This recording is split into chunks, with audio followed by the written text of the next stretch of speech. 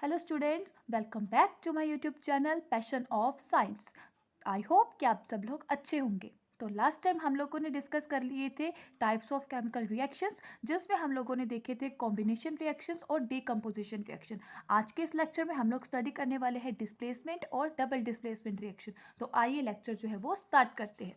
तो बात करेंगे सबसे पहले हम लोग डिस्प्लेसमेंट रिएक्शन की। ओके, देखिए यहाँ से नाम से ही क्लियर हो रहा है, डिस्प्लेस मतलब अपनी जगह से कोई चीज़ जो है वो हट रही है। प्लेस का मतलब जगह, डिस का मतलब हटना।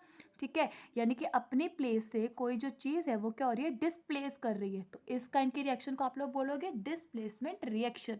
ठीक है, कि कोई सब्सटेंस किसी दूसरे की जगह ले रहा है और अपनी जगह से क्या हो रहा है, वो छोड़ रहा है अपनी जगह को। उस काइंड के रिएक्शन को आप लोग बोलोगे displacement reaction.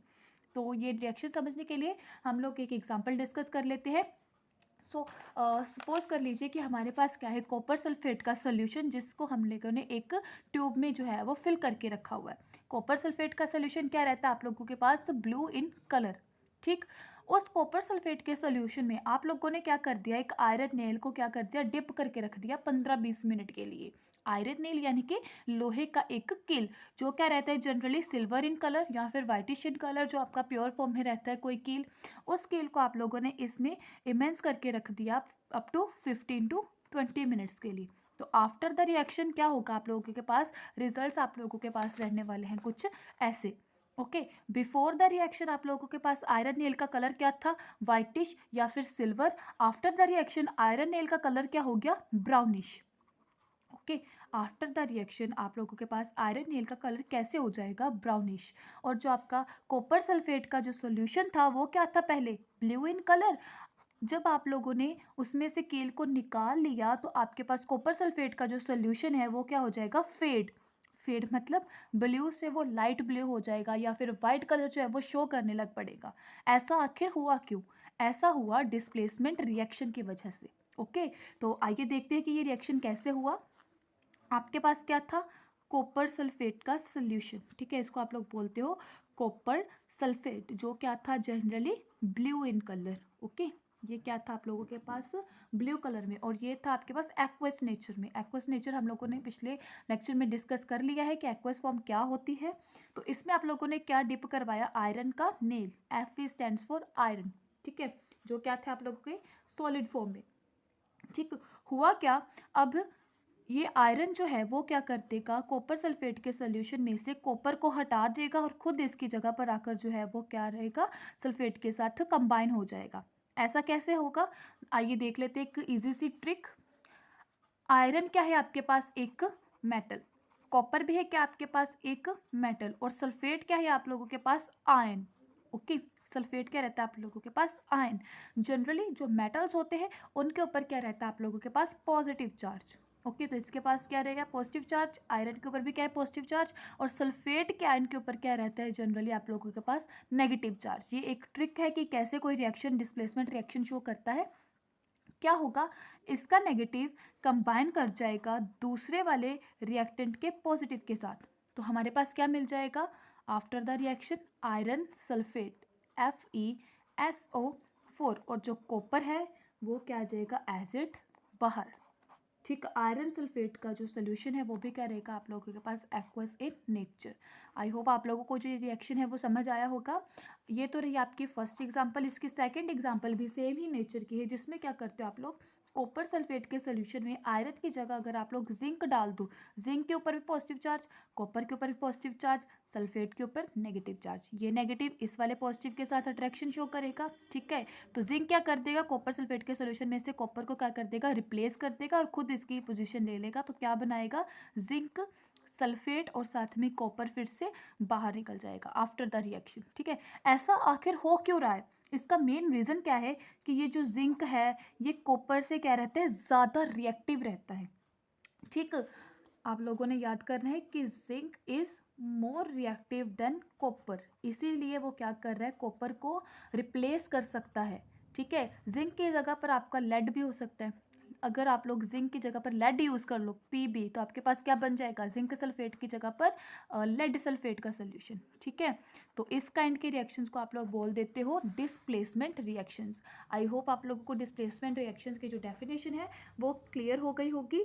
Okay, so next हम लोग मूव करते हैं डबल डिस्प्लेसमेंट रिएक्शन की तरफ। ओके, ये भी क्या रहते हैं आप लोगों के पास, सेम ही रहते हैं डिस्प्लेसमेंट रिएक्शन की जगह पर, लेकिन यहाँ पर क्या होता है, एक पहले एग्जांपल डिस्कस करते हैं फिर इसको हम लोग समझेंगे। हमारे पास क्या है, दो अलग अलग रिएक्टेंट्स है। फर्स्ट है हमारे पास सोडियम सल्फेट, फर्स्ट क्या है हमारे पास सोडियम सल्फेट का सोल्यूशन, एक्वस फॉर्म में है ये। ओके, और नेक्स्ट है हमारे पास बेरियम क्लोराइड का सोल्यूशन। ओके, बेरियम क्लोराइड, ये भी क्या रहता है आप लोगों के पास एक्वस फॉर्म में। आपने इन दोनों सॉल्यूशंस को जब क्या करवाया, एक दूसरे के साथ रिएक्ट करवाया, सपोज कर लो कि आपके पास एक टेस्ट ट्यूब थी। ठीक है, एक टेस्ट ट्यूब पे आप लोगों ने भरकर रखा था Na2SO4। ठीक है, लिक्विड फॉर्म में है ये, यहाँ पर आपने इसको फिल करा। दूसरी टेस्ट ट्यूब में आप लोगों के पास क्या था, बेरियम क्लोराइड। ठीक है, BaCl2, आपने इसको इसमें जो है वो ट्रांसफर करा। तो रिएक्शन कैसे पॉसिबल होगा, आइए देखते हैं। यहाँ पर सोडियम क्या है, मेटल, पॉजिटिव चार्ज, सल्फेट क्या है, ion, negative charge, barium positive charge, chloride negative charge. अब क्या होगा, पहले रिएक्शंस में क्या हो रहा था, एक ही जगह डिस्प्लेसमेंट शो हो रही थी, लेकिन इस रिएक्शन का नाम क्या है, डबल डिस्प्लेसमेंट। मतलब दोनों रिएक्टेंट्स जो है वो अपने आयंस को एक्सचेंज कर लेंगे। आयंस कौन से है, नेगेटिव वाले। ओके, सोडियम का पॉजिटिव बेरियम क्लोराइड के नेगेटिव के साथ क्या होगा, अट्रैक्शन शो करेगा इसका इसके साथ। तो क्या बन जाएगा आप लोगों के पास, सोडियम क्लोराइड, और साथ में ये बेरियम जो है वो इसके आयन के साथ कंबाइन हो जाएगा, तो बना देगा आप लोगों के पास बेरियम सल्फेट। ठीक है, ये क्या बनेगा आप लोगों के पास, बेरियम सल्फेट। और सोडियम क्लोराइड आप लोगों के पास क्या रहेगा, लिक्विड फॉर्म में। ठीक है, एक्वस फॉर्म में आप लोगों के पास सोडियम क्लोराइड मिलता है, और सॉलिड फॉर्म में आप लोगों को क्या मिलता है, बेरियम सल्फेट। और जो बेरियम सल्फेट रहता है ये किस फॉर्म में होता है आपका, पीपीटीज की फॉर्म में। PPTs in the sense precipitation, precipitation. अब प्रेसिपिटेशन क्या होता है, इनसॉल्युबल सब्सटेंस, मतलब जो पानी में घुल ना सके।